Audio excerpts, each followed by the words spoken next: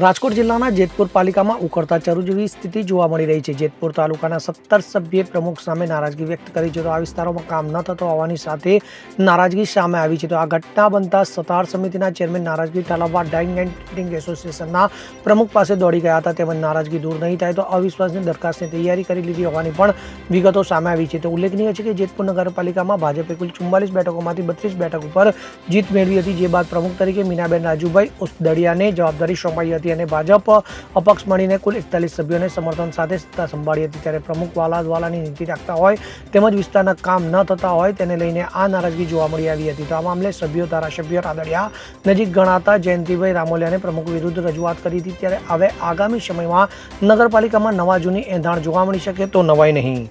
Bureau report CN24 news. હવે જુઓ દેશ દુનિયાની તમામ ખબરો તમારી આંગળીના ટેરવે। ઉઠાવો મોબાઈલ અને ગૂગલ પ્લે સ્ટોર પરથી ડાઉનલોડ કરો અમારી CN24 ન્યૂઝ મોબાઈલ એપ।